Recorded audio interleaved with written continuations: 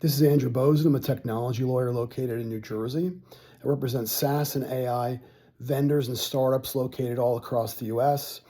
This brief video will describe my law firm's services and will touch upon issues such as why you should not cherry pick what you believe is a good SaaS or AI vendor contract you found on the internet and try to use it for your own companies, and why you should not use a DIY site to create a contract, and why you should not just create something from a large language model.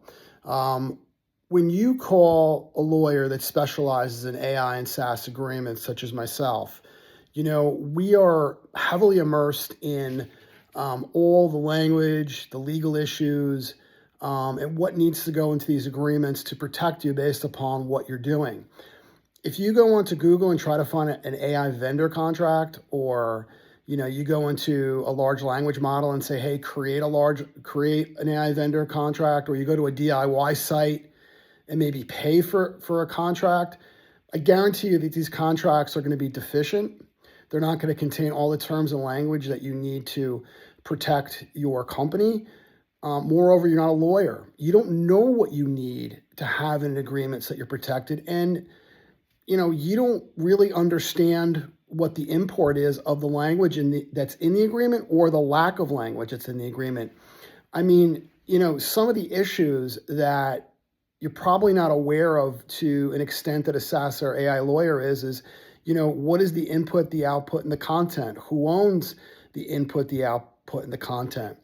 More likely than not, the customer wants to own the input, the output, and the content, except, the provider owns all the rights, title, and interest in the AI models, the algorithms, and the underlying technology used to generate the output and the content, and the provider owns all the data derived from providers' proprietary algorithms or statistical models or data necessary for providing the services and all aggregated data.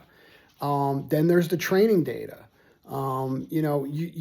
You need to know, as an AI vendor, who owns what, how to protect your intellectual property, what you can do with the output and the content, who you can share it with, how you can share it. Does it need to be anonymized so no one can be, identified individually?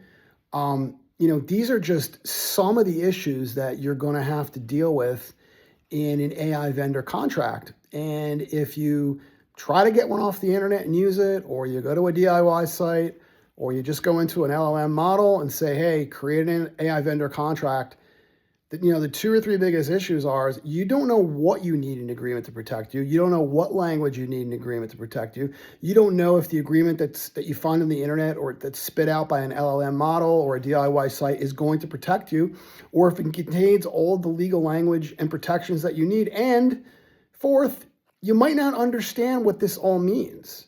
So if you need an AI vendor contract drafted, please call me, Andrew Bosin, at 201-446-9643.